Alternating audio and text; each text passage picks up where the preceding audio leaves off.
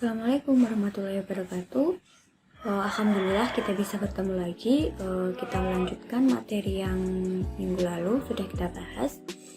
Di hari ini materi selanjutnya yaitu terkait kelainan sistem gerak.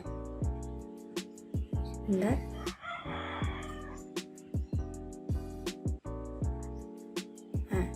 Ini terkait kelainan sistem gerak.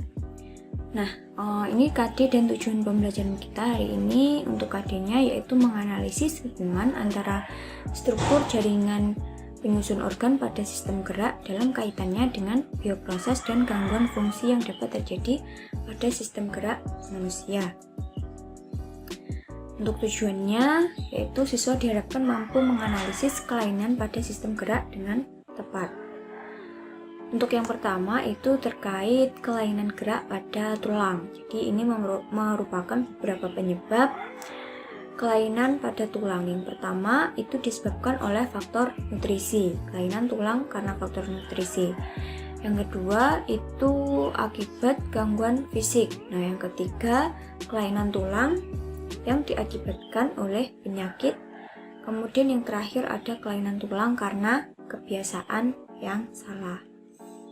Untuk faktor nutrisi itu yang pertama ada penyakit rakitis.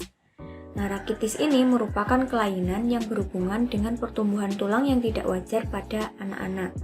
Nah, biasanya itu terjadi akibat kekurangan vitamin D dan kalsium serta kurang memperoleh sinar ultraviolet saat proses pembentukan tulang. Nah, gejalanya sendiri itu biasanya terasa nyeri di tulang belakang, kemudian tulang tungkai dan tulang panggul. Kelainan pada tulang misalnya kakinya bengkok atau kaki X serta kaki O dan skoliosis. Tubuh yang pendek, kemudian mudah mengalami patah tulang karena tulangnya yang rapuh, serta kelainan pada gigi seperti pertumbuhan gigi yang lambat dan gigi yang mudah berlubang. Nah, pengobatannya itu yang pertama bisa dengan menjemur anak di bawah sinar matahari secara rutin, serta memberikan makanan yang mengandung banyak kalsium dan juga vitamin D.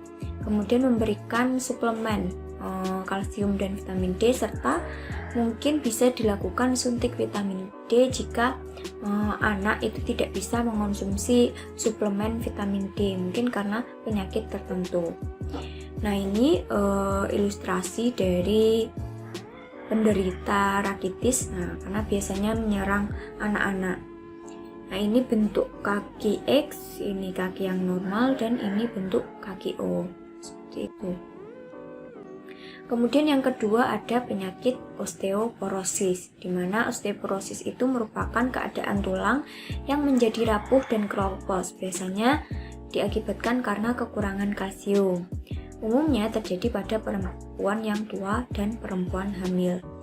Nah, gejalanya seorang penderita osteoporosis itu biasanya mengalami patah tulang meskipun hanya terjadi benturan yang ringan atau terasa nyeri di punggung yang disebabkan oleh patah tulang belakang serta postur badan yang membungkuk dan tinggi badan yang perlahan berkurang. Nah, osteoporosis sendiri itu dapat dicegah atau bisa dikurangi resikonya. Nah, caranya adalah dengan berhenti merokok serta tidak mengonsumsi minuman beralkohol, serta melakukan pemeriksaan jika sudah mengalami masa menopause. Kemudian berolahraga secara teratur serta mengonsumsi makanan yang kaya akan vitamin D dan kalsium. Nah, ini gambar, ini tulang yang sehat atau tulang yang normal, dan ini adalah tulang penderita osteoporosis. Jadi dapat dibayangkan lah ya kenapa penderita osteoporosis itu mudah mengalami patah tulang. Jadi ilustrasinya seperti ini. Dan ini ada beberapa fakta terkait osteoporosis bahwa 1 di antara 3 wanita di atas usia 50 tahun itu menderita osteoporosis.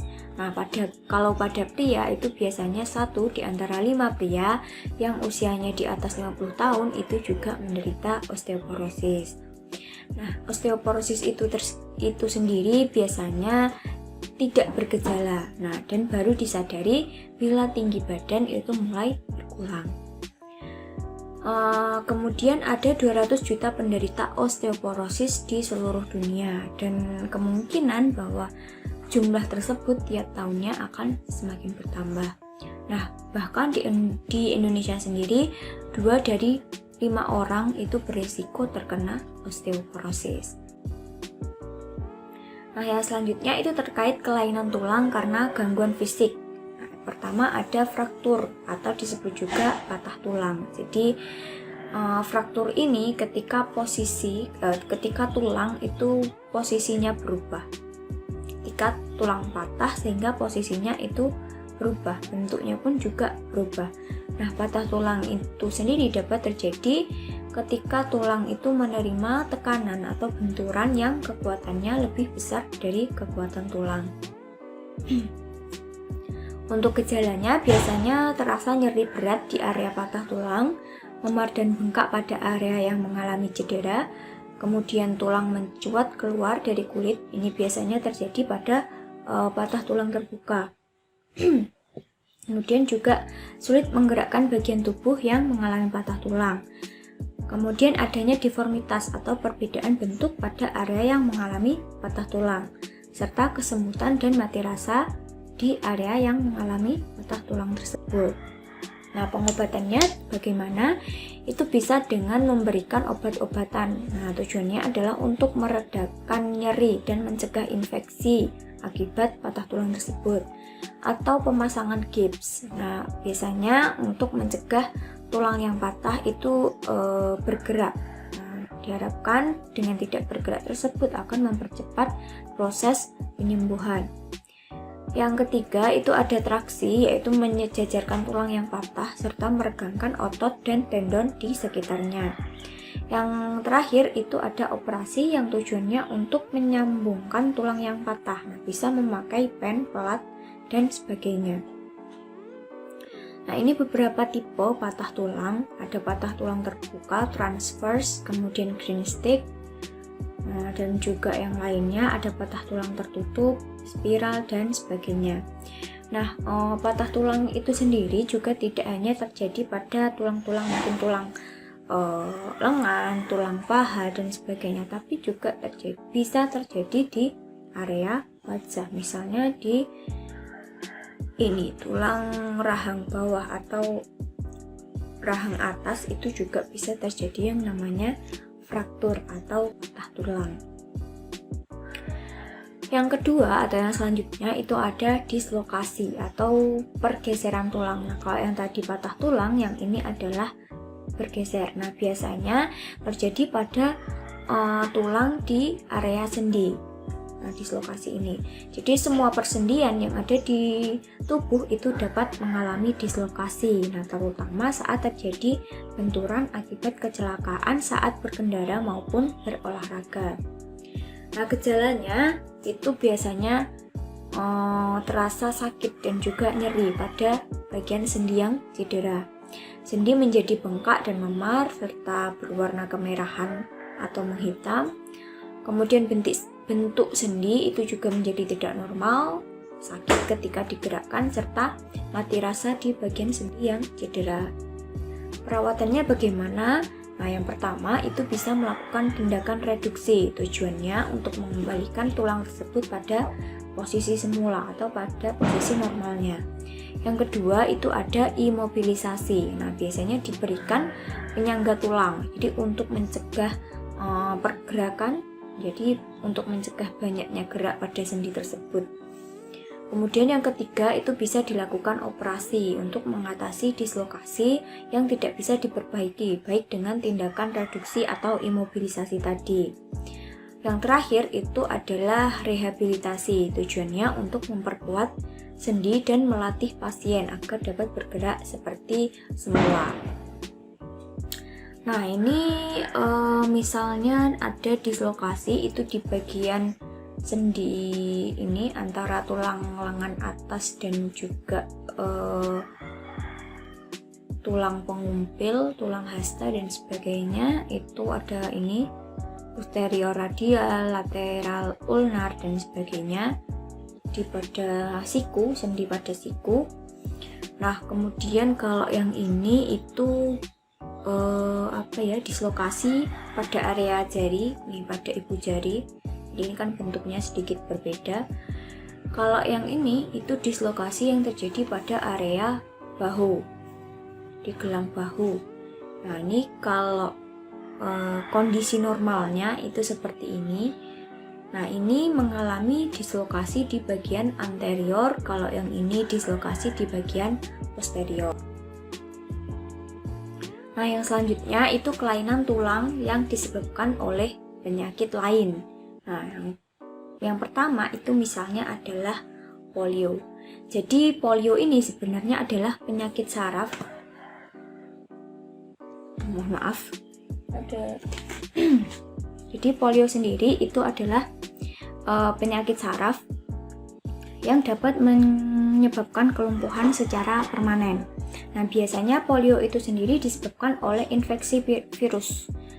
Nah, infeksi virus yang menyerang bagian sumsum tulang belakang, substansi kelabu pada sumsum tulang belakang. Nah, untuk polio sendiri itu bisa dilakukan pencegahan dengan vaksinasi atau melakukan imunisasi polio.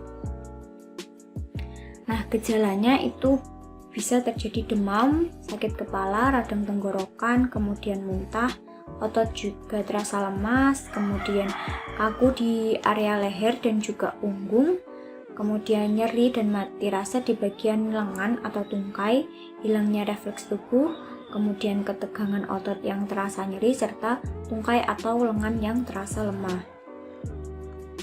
Nah, pengobatannya itu sebenarnya untuk lebih ke mengurangi rasa nyeri, sakit kepala dan demam, atau untuk mengurangi gejala yang timbul.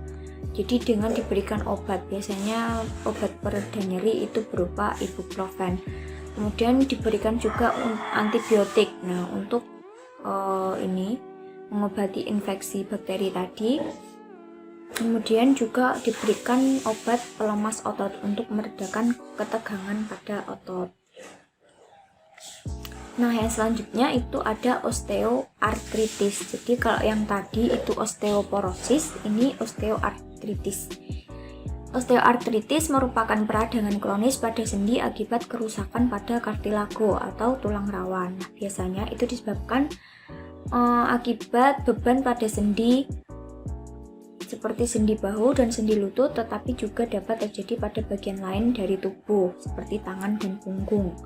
Nah, pada osteoartritis, kartilago sendi menjadi tipis dan menyebabkan rasa sakit ketika digerakkan, serta biasanya itu menjadi tidak bisa digerakkan. Nah, gejalanya itu yang pertama bisa terjadi pembengkakan pada sendi. Kemudian munculnya suara gesekan ketika sendi itu digerakkan, melemahnya otot dan berkurangnya massa otot, munculnya taji atau tulang tambahan. Kemudian munculnya benjolan pada sendi yang ada di jari tangan serta membengkoknya jari tangan. Pengobatannya bagaimana? Nah, bisa diberikan obat-obatan pereda nyeri dan peradangan. Bisa dilakukan fisioterapi, tujuannya untuk memperkuat otot-otot di sekitar persendian serta meningkatkan fleksibilitas dari sendi dan otot. Kemudian juga bisa dilakukan operasi, tujuannya untuk memperbaiki atau bahkan menggantikan sendi yang rusak. Yaitu. Nah, ini itu persendian yang normal. Jadi ini tulang, kemudian ini ada membran sinovial, cairan sinovialnya. Ini cairan sinovial, kemudian ini ada yang bagian putih, ini merupakan kartilago atau tulang rawan. Nah, sedangkan pada osteoartritis tadi, nah tulang rawannya ini sudah menipis. Nah, jadi putih-putihnya itu tadi menipis. Nah, ini ada benjolan pada tulang. Nah, sehingga berakhir tampak seperti tulangnya itu menyatu dan tidak ada bantalan dari tulang rawan. Makanya itu ketika digerakkan terasa sakit. Dan osteoartritis itu sebenarnya tidak hanya terjadi pada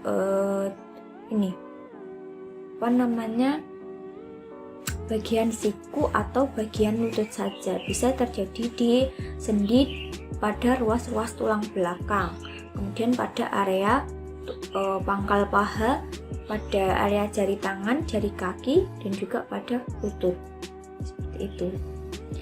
Kemudian yang ketiga ada yang namanya artritis rheumatoid atau biasanya disingkat dengan RA gitu ya, rheumatoid arthritis rheumatoid.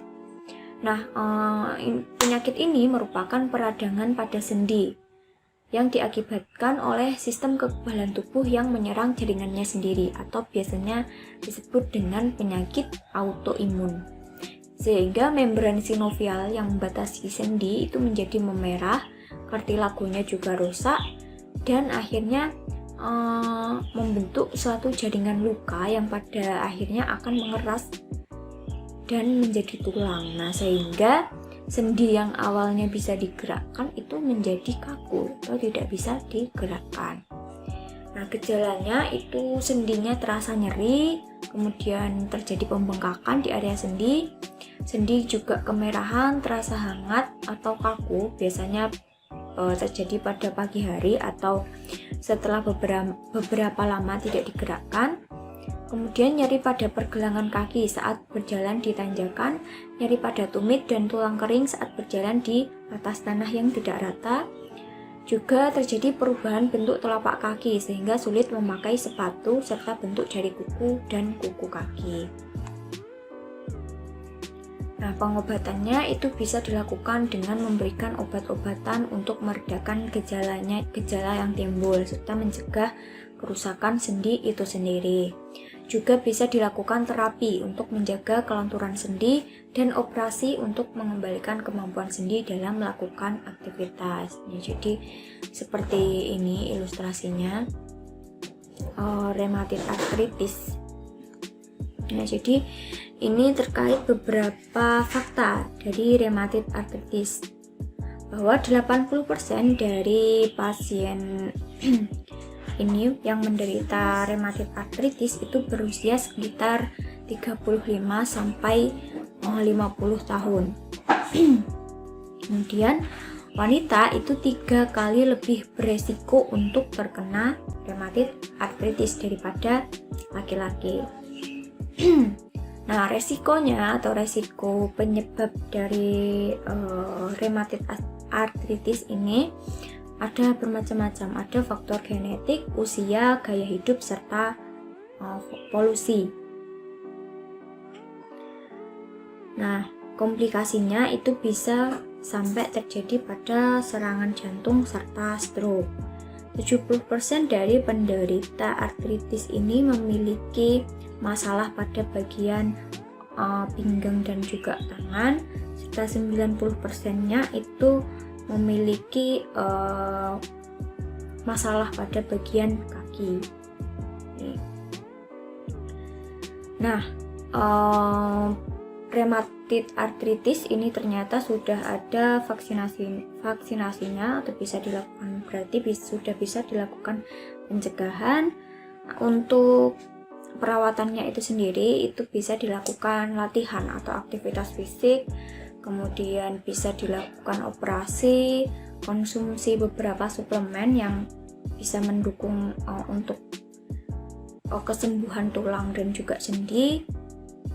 Nah, kemudian juga pemberian obat-obatan anti rematik serta berhenti untuk merokok dan mengkonsumsi alkohol, minuman beralkohol.